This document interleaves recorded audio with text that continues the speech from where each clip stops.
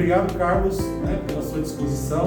Tá? Que Deus te abençoe bastante e que dê tudo certo aí com todos nós. Primeira coisa importante do tênis, pessoal, seriam as 3 leis de Newton. O que acontece das 3 leis de Newton? Seriam as leis da mecânica, as leis da dinâmica. Então, a raquete, obviamente, ela vai exercer uma força, vai exercer a força onde? Na bolinha. E o segredo está aí, não é simplesmente utilizar a terceira lei de Newton com ação e reação. Então, na primeira lei de Newton, nós temos a lei da inércia. Então, o que diz a lei da inércia? Um corpo, né, ele está em repouso ou ele está em movimento retilíneo e uniforme se nenhuma força agir sobre ele. Então, eu tenho a bolinha em repouso, ela vai continuar em repouso, a não ser que uma força haja sobre ela. Ou a bolinha vai continuar em movimento retilíneo uniforme para sempre, ad infinito, se nenhuma força agir sobre ela. Então, o que vai acontecer no jogo? Primeira coisa, vai existir a ação de uma força.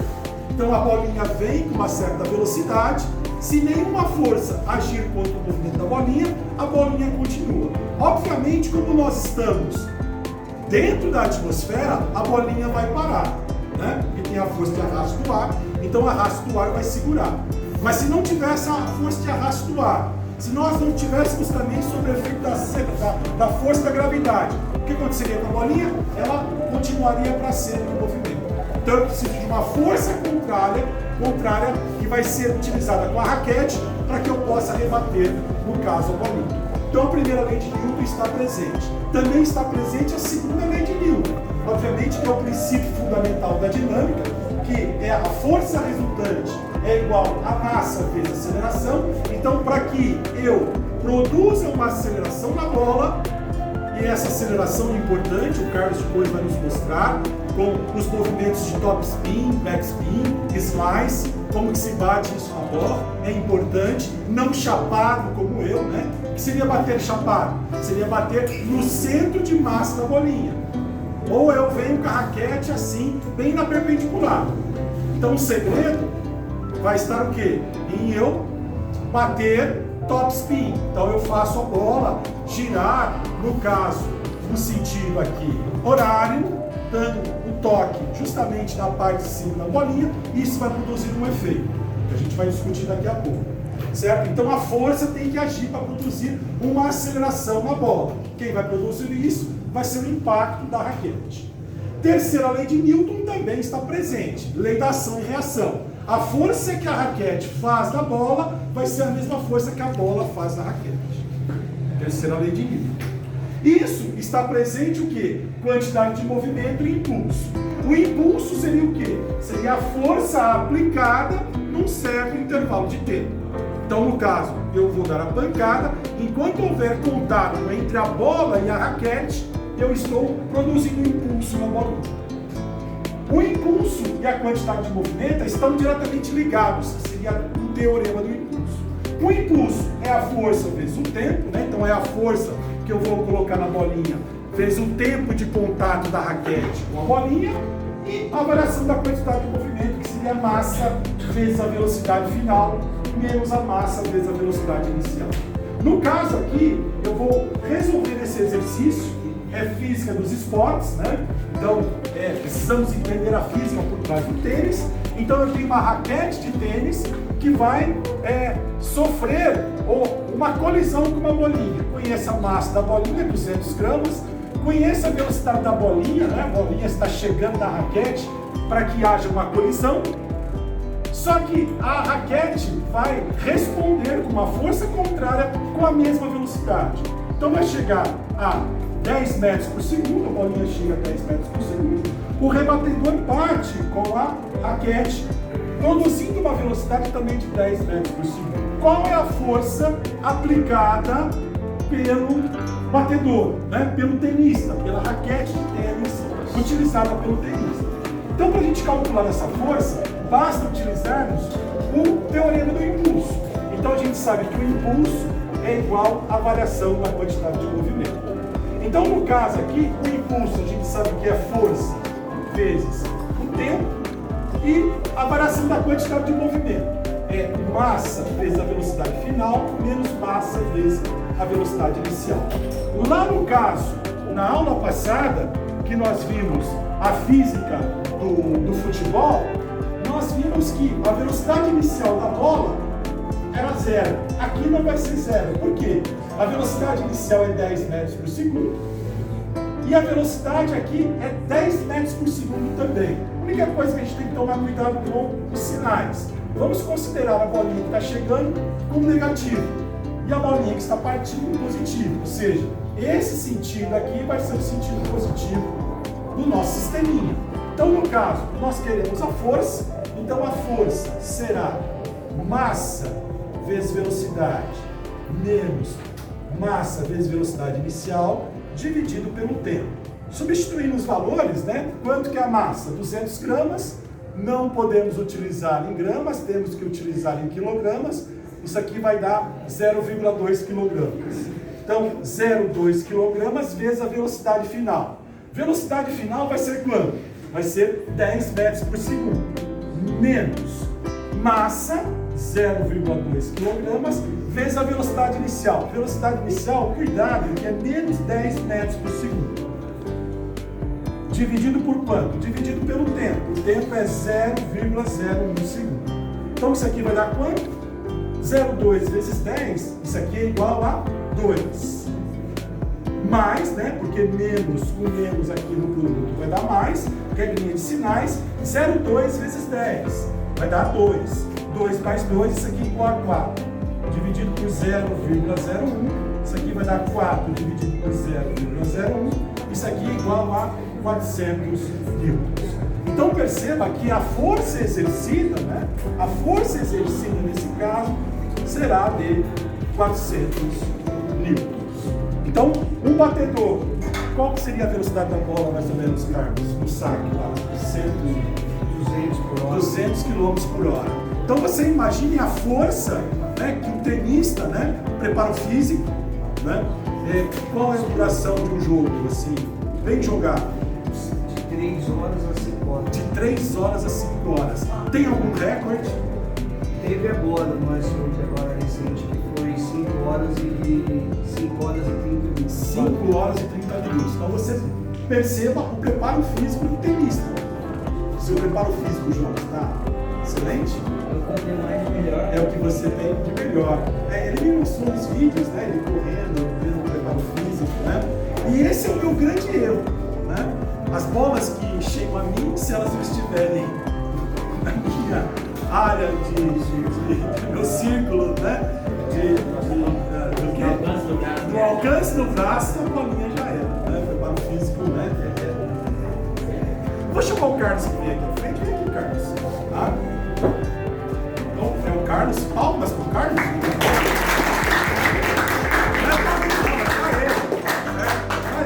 Então eu vou deixar para quem entende da arte, certo? Eu entendo um pouco da física, né? Mas quem entende muito do jogo é o Carlos. Eu gostaria que você falasse pra gente os movimentos, né? O movimento do braço, o top spin, né? O backspin, né? O forehand, o backhand, o slice, né? E como que isso influencia a bolinha? Porque nós vimos o efeito Magnus. E quando nós vimos o efeito Magnus, o que nós vimos no efeito Magnus? Que o giro da bolinha influencia onde? Na sua trajetória. Magnus, lá em 1853, ele fazendo alguns experimentos com cilindro, que eu acho que eu tenho alguns cilindros aí para mostrar para vocês. Toda vez que eu tenho um objeto, um projétil, né? E a bola é um projétil, e ela está em movimento, uma camada de ar, aparecem forças, que essa força é a força Magnus. Então, no caso, se ela está girando para baixo, né? Ou seja, ela está girando no sentido, para quem olha de lá, está girando no sentido horário. Vai aparecer uma força para baixo, porque o ar que está passando aqui embaixo, ele tem uma velocidade maior do que o ar aqui de cima. Se ele tem uma velocidade maior aqui, tem que compensar com uma diferença de pressão. Então eu vou ter uma pressão maior aqui e vai jogar a bolinha para baixo.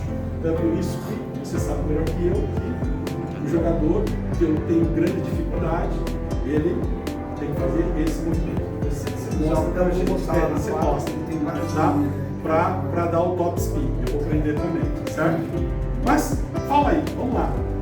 Então, pessoal, boa tarde. Uma raquete, em média, ela pesa 305 gramas a 300 gramas. Tem raquete, a maioria das raquetes dos profissionais, ela já pesa 350 gramas. E ela é uma raquete customizada. Eu tenho a minha raquete, que eu já esqueci. Essas raquetes aqui é do Johnny. Johnny é o João. A gente preparou essas raquetes para ele, pro estilo de jogo dele. Ele joga mais ou menos que nem o Nadal, né? Ele joga girando mais a bola. E tem atleta que já pega mais na cara da bola. E tem atleta que dá mais slice, que é jogada de efeito.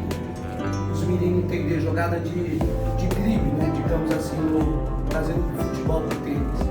E a raquete antigamente ela era de madeira. Ela pesava muito mais. Aí da madeira foi para grafite. Da grafite foi para um outro material mais que não acaba machucando o atleta. Tem outra coisa também que eu tenho que falar que é mais importante, que é a bolinha. Hoje a bolinha ela é 4 feltro. Ela não é uma bola tão pesada que nem antigamente. Por quê? Porque os atletas machucavam muito o ombro. Exatamente do que o professor estava falando, o ombro, o cotovelo, o lombar, para a bola andar mais. Então tem vários tipos de corda e tem vários tipos de tensão. Então ela faz a bola andar mais também, segurar a bola. Então aí se dá mais esse efeito que o senhor estava falando aí. Quanto menos libragem, a bola pega mais efeito. Quanto mais libragem, ela é mais dura, a bola fica mais pesada. A tensão da rede influencia também. A tensão disso aqui, ó, da corda. Isso. Influencia demais no giro da bola. No giro da bola e no estilo do tenista que está conduzindo.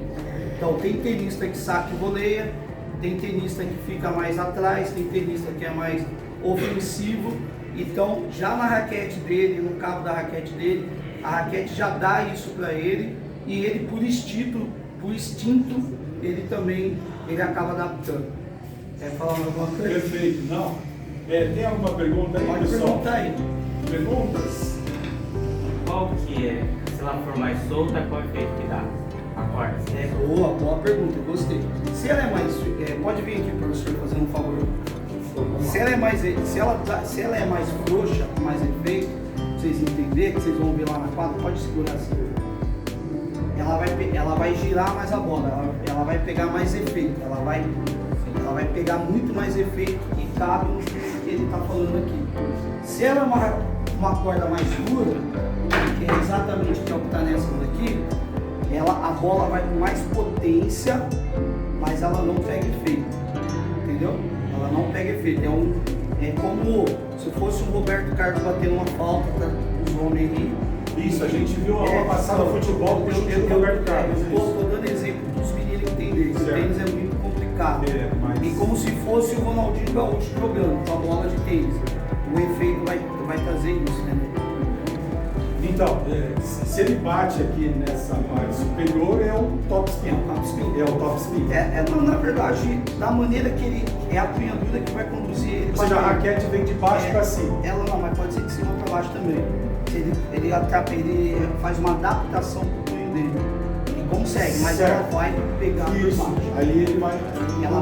Ela vai girar assim. Então a velocidade embaixo da bolinha do ar é maior do que a velocidade lá em cima. Porque os pontos inferiores da bolinha estão girando na mesma direção em sentido que está passando o fluxo de ar. Isso vai criar uma pressão superior descendente, que é justamente a pressão máxima. Aí a bolinha. Pode falar. Olha, a bolinha vai fazer isso. Ela vai fazer o efeito da onda. Exatamente. E quando ela quica no chão, ela sobe. Ela sobe. Aí se é um jogador que já tem uma tensão, uma corda, uma tensão mais dura, uma raquete mais pesada, é o contrário, ele vai bater de cima para baixo e ela vai. Aí no caso seria o backspin. Ela vai girar assim. Aí no caso o fluxo de ar está mais veloz na parte superior. Portanto, esse aumento de velocidade vai ser compensado por uma pressão de baixo para cima. Isso. Né? Aí, no caso, ela vai aumentar o tempo de voo e depende da situação lá, ela pode quicar e até voltar para trás. Não, ela vai ganhar velocidade para o chão. Você vai pegar na subida, que a gente fala. Mas quando ela quica, ela não pode... Não. Que eu dou aquele slice. Não é o slice. Estou falando da bola vencedora, do hino. que a gente pega mais na cara dela. Ah, tá, mais chapado, mais no centro de massa da bola. Isso, vai dar muita. Ah, continental, vai dar bastante velocidade. Ela vai dar velocidade para o chão. Isso, não para o então, alto. beleza, não, fechou. Então eu estou falando aqui que você dá um backspin, um slice, bem aqui, bem cortado. Então, o slice já vai dar essa situação que você está falando. Exatamente, é. Slice, rodeio, Isso, exatamente. spin, Que pode até bater no campo, dependendo do efeito, que ela chega até a voltar. Bate na Não dá quadra. tempo do adversário chegar na bola. Não, ela bate às vezes na quadra do adversário e volta. Tem uns caras lá que fazem bastante comigo, eu não consigo chegar na bolinha. É isso aí. Né? É, mas é maldade, né? É maldade. É maldade, é maldade. Certo. E todos os estilos no tênis, eles não tem um jeito certo. Tem um cara que é o Roger Federer, o que é esse Roger Federer aí? Tem alguém que joga chapado? Só chapado? O Federer. Pega mais Federer, só chapadão? Pega mais na cara da bola. Sério, igual eu? Eu não sabia disso. Pega mais na cara da bola. E não é sinal de ruindade, então? Não, cada um tem a sua. A bola vai ser. É. Mas isso são detalhes. São detalhes que eles vão revelar na prática. Então, perfeito. Alguma pergunta mais, pessoal? Pode perguntar aí, hein? A gente vai lá na quadra, o Carlos, juntamente com o João, vai mostrar pra gente alguma outra. Não terminei, só mais um minutinho, não terminei ainda, pessoal. Né? Eles querem ir pra quadra. Eu só quero mostrar, pessoal, o efeito Magnus no cilindro. As primeiras pesquisas do Magnus foram feitas com cilindro. Então eu construí aqui um cilindro de papel. Tá? O certo era termos uma prancha. Não sei se eu tenho uma prancha. Acho que dá para fazer com a carteira. Alguém me ajuda? Vou tentar fazer com a carteira mesmo. Certo? Ó. Vou fazer com a carteira para você ver o efeito do giro, né? A diferença de velocidade dos dois lados do cilindro. Primeiro eu vou abandonar a bolinha, pessoal. Ó. Eu vou abandonar a bolinha. E você vai tentar comparar a trajetória da bolinha com a trajetória do cilindro de papel. As primeiras experiências foram feitas, né, pelo Magnus, na observação do lançamento de projéteis, né, de projéteis, que mudava a sua trajetória quando eles eram lançados. Então, e ele fez os primeiros experimentos com cilindros. Então, ó, tenta imaginar a trajetória da bolinha. A diferença, ó, vamos ver se dá certo. Ó, parabólica, certo? Vamos ver agora com o cilindro, certo? Se for verdade o efeito Magnus, é porque a bolinha é muito pesada no caso e a velocidade está baixa. Aqui, esse cilindro de papel, a massa dele é bem baixinha, então qualquer diferença de pressão vai dar para a gente perceber, certo? Então vamos ver se a gente consegue perceber. Ó. Já viram a diferença? Isso, em vez de ele continuar a parabólica, né, a trajetória parabólica, ele voltou.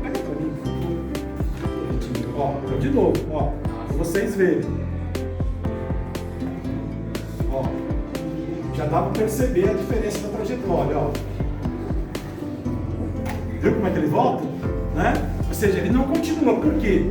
A velocidade do ar, né, na parte de baixo do cilindro, ó, a velocidade do ar na parte de baixo do cilindro é maior do que a velocidade do ar na sua superfície. Então, essa diferença de velocidade cria uma diferença de pressão. Então, vou ter uma pressão maior na superfície do cilindro que vai jogá-lo para baixo. Então, é isso que vai acontecer com um top spin, certo?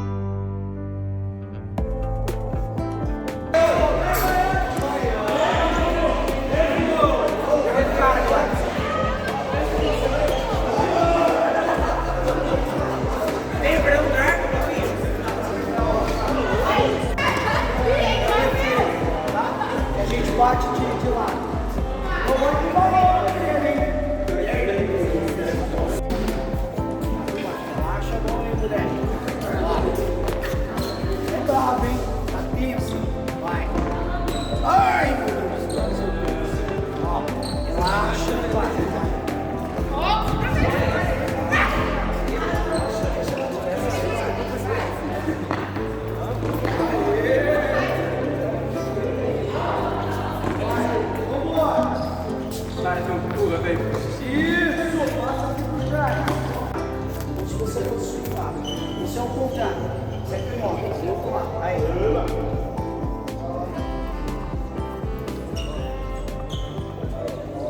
Isso, como se fosse surfar. Então, ó, número 1, número